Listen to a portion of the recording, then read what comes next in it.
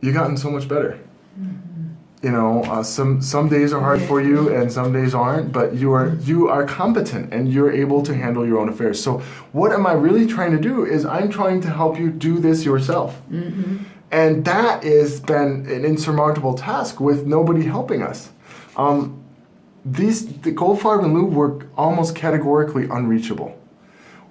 Or, once in a while there are those things where you're like, you make a phone call and the person's not there, right? Or it's like, this is the key moment, we need you the worst, you're not there, and then you sort of feel like, well, why would I call them? When I call when I need them, they're not there. So it could be just circumstantial. It might not be actual negligence, but there is a lot of negligence in this thing here, okay? A lot of negligence, a lot of fraudulent misrepresentation. Why the heck they took my $24,000 check anyway?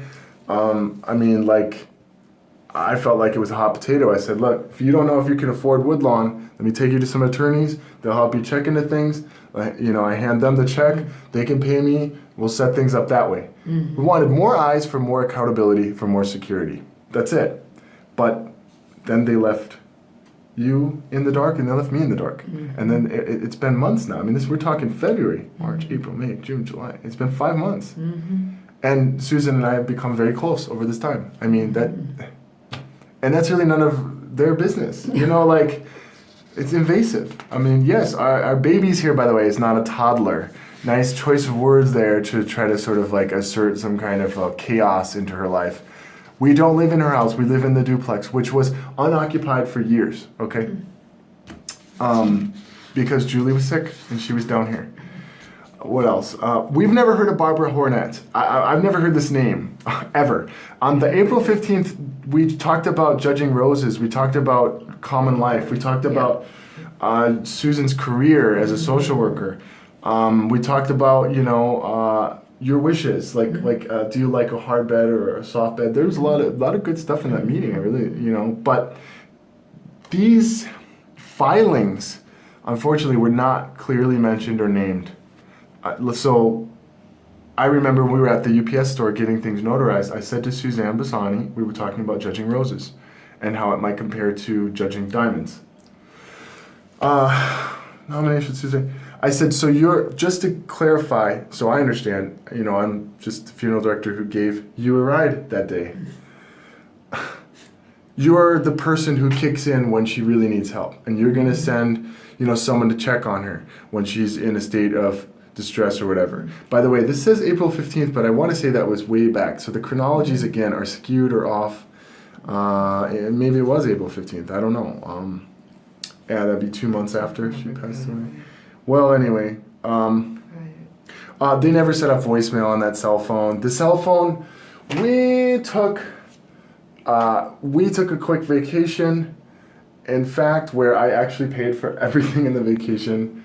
Can I get a witness on that? Did I pay for everything in the vacation? Yes. Okay, and you don't really need to know where we go or what we did, but I paid for everything. I could show you proof if you're interested, but it's not really your business. The point is, where are we going with this? I lost my train of thought. Oh, we left that cell phone in the trunk of the car, and it was not intentional, and then it died. But there was never any, she's with me the whole time, and we were in contact as needed with Goldfarb, so this wasn't like a steal the cell phone and block her off or something.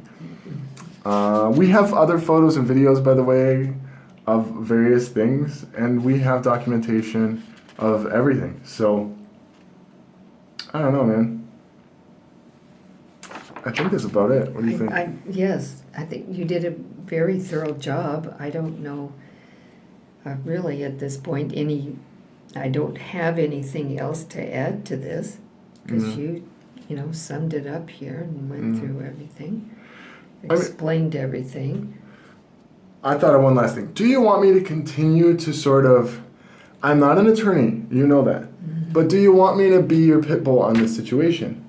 Or do you want to get in there and just get your own lawyer and go ahead and just fight it? What do you want me to continue to do this for you? Yeah, I want you to continue to do this. So basically you're trusting me to try to get, deal with this. And I mean, it's tricky. It's very tricky, and I mean, you're very. By the way, Susan is extremely intelligent, and when I first met her, I wondered, because I was a little worried about her because of the state of shock. She was in shock, but then I thought, Moy, is she just affecting this to get attention, or does she really have any kind of? So I couldn't, she's probably way past your level or any of our level. If you get into the heart of what she's really about. I have, I have a very high IQ. Right. I've been tested, and they're all rated, different levels, and mine came out genius. And I'm not just not just tooting bragging. on home. It's those really were the true. Categories, Yes. and from the test, I came out in the genius still. Yep. And we have a relationship that goes beyond. How do we say this with Leonard Ray and your mom? We have a relationship as a part of a shared fraternity that goes beyond this simple arrangement here too. So we are not family, but we have connections that go deeper than just a simple friendly tie. And so we're asking you to respect reason, integrity, honor, justice, and truth. And listen to what we're saying here and help us fix this. That's what I appeal to you, David Drexler, to deny, if it's appropriate. I'll add that caveat. I'm not an attorney, so if it's appropriate, you can help us, not them.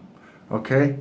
I hope you're doing all right, and I hope that we can somehow have a meeting here about these issues, because we're not committing crimes over here.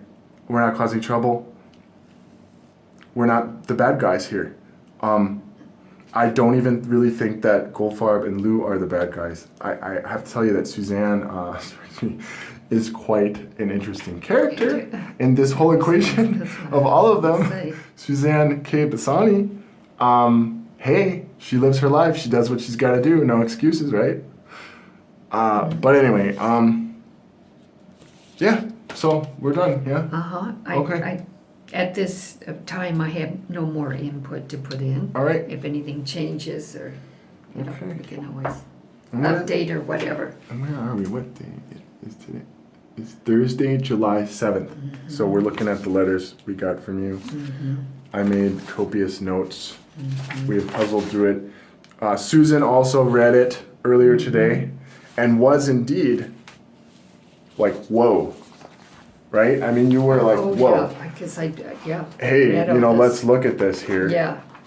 So we did, and anyway. A lot of stuff, yeah. So, but that's clarification for you, and please call me as soon as possible. Confirm that you've been able to review this. Thank you. Do they have You your want to thank number? them too? Yeah, you can call my personal cell, 424-645-8930. You can call Susan's home phone, which is 323... 934. 934... 8703. 8703. You can come by the house and visit if you come in peace. You have to David, call first. Call first. Make sure we'll be. Anyone will be there. But just, those are the notes. Okay.